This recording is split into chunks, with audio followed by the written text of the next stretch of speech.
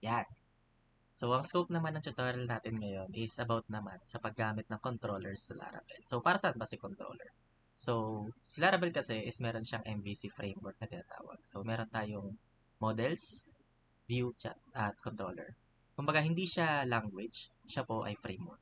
Kumbaga, ginamit natin to para maging organize yung ating coding structure. Nakita nyo, maraming folders dito. So, since ang topic natin is about lang naman sa controller, is diretso tayo sa directory kung nasaan yung ating controller. Which is sa app folder. Next is sa HTTP and controllers.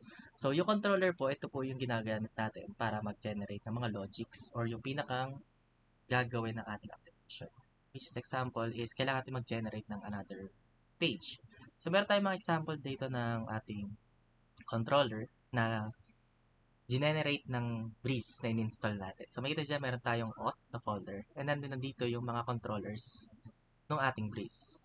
So, yung para sa login, nandito rin naman.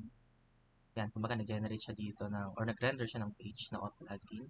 And then, ang pinaka-target natin ngayon is makapag-generate tayo or gumawa tayo ng sarili nating controller and mag-deploy or mag-render tayo ng customized nating page. So, paano ba mag-create ng controller sa Laravel? So, si Laravel is meron siyang CLI command na pwede natin gamitin para makapag-create kagad tayo ng controller natin. So, start tayo sa starting point. So, mag-create lang ng another instance ng ating terminal. So, para mas malinis, siguro, yeah. So, PHP artisan make controller. So, napaka-straightforward lang naman po mag-create ng controller sa ating Laravel and yung pinakang pangalan ng ating controller. So, for now is gagawa lang tayo ng home controller kasi plano kong gumawa ng homepage natin. So, lagyan natin home controller. Yan. So, once you hit that command, makita nyo nag-generate siya ng ating home controller sa ating directory. And kung titingnan natin yung mismong file, napaka-plain lang. So, dito pwede tayo gumawa ng ating function. So, dito kung mag-create na ako ng function natin, tandaan natin yung controller natin, hindi siya gagana ng controller lang. Kailangan niya ng mga methods or yung functions sa ating tinatawag. Tapos yung mga functions na is a set of instruction na yun yung mag-trigger or gagawa ng specific na command. So, sa case natin is magre-render tayo ng page. So, paano ba gumawa ng function? So, magkailangan ng public function index, yung pangalan, and then yung parameters, and yung scope. So, dito is para makapag-return tayo or siguro basican lang muna natin, mag-echo lang tayo dito ng something word. So, hello. Hello. Mali. Hindi na ako marunong mag-spelling. Hello world. Yeah. So, ngayon, meron na tayong function dito na nagre-return or nag-display ng word na hello world. Then, paano naman natin siya iti-trigger? Kasi kung titignan natin sa ating page, sa ating browser, yan, wala naman tayo dito makikita ang hello world. So, paano natin siya mati-trigger?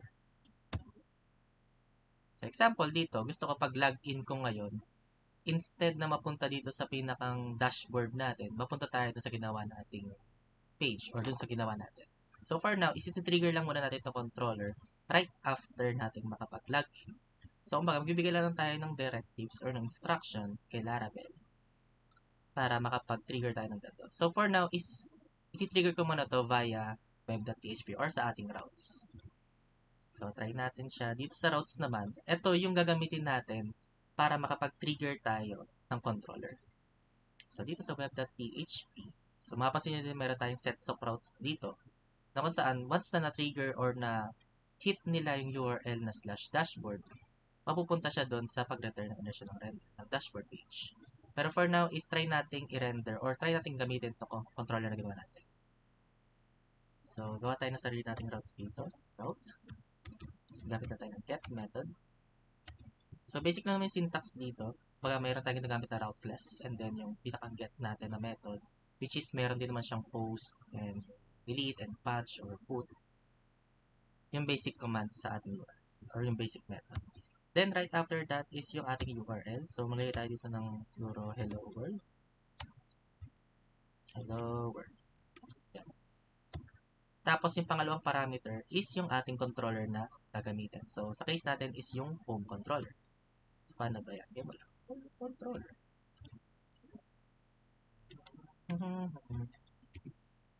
Yan. And then, yung pinakang pangalan ng function natin, which is si index. Index. So, save natin yan. Try natin i-hit ang spelling ko dito. Hello world. Yan. Save. And then, tandaan natin, kapag root files yung ating nababago, is better na mag-optimize tayo. PHP Artisan Optimize.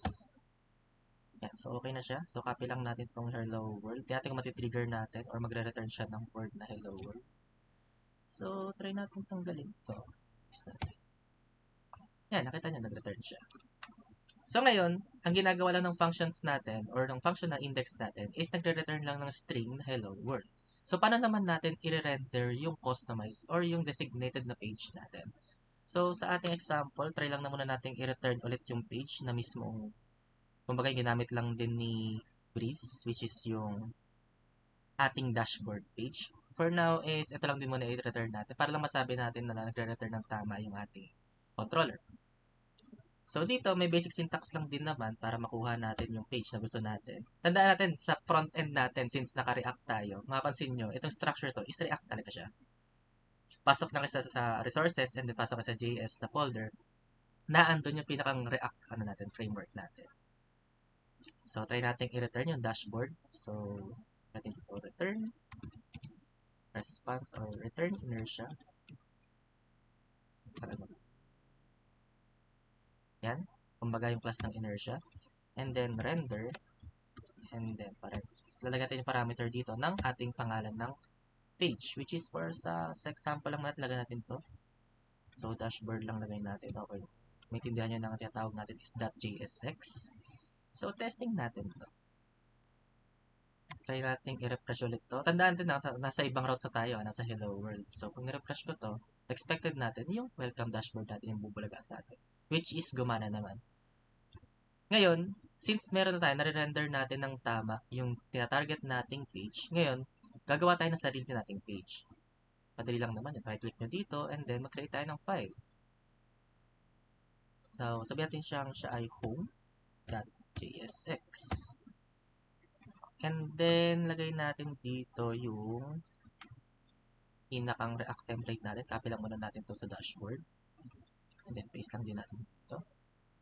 And, ano mababagay natin? Baguhin lang natin dito itong part na ito. Natin home. Ito natin home.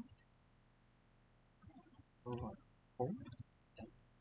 So, save natin. Sabihin natin dito sa part na to, instead na your login, sabihin natin, you are in homepage. Homepage. Save natin. Save. Then, testing natin ulit. Hindi. Balik natin sa controller natin. And then, instead na dashboard, since meron na tayong homepage dito, pwede natin palitan yan ng home. Save lang natin yan. And then, try natin i-refresh ulit to. Yan. So, nasa home na tayo. Diba? Pero wala naman sigurong user para makalipat ng page is magta-type siya dito ng home, no? So, para mas maging maayos, gagamit tayo ng navigation natin sa ating navbar right here. So, nalagay tayo ng another option dito or navigation na nakalagay is home. So, pag click nila yun, magre-redirect doon sa ating panibagong page. So, saan ko ba makikita? Naandito lang siya sa ating layouts. And then sa authenticated layouts, naandun yung ating access sa ating navbar, which is here. So, tandaan natin yung web.php natin, ginawa natin hello world. So, para mas maging maayos to, gatin siyang /home. So, kumbaga, yun yung pangalan niya. And then, lagay na natin siya ng name para mas maganda. So, para mas maayos.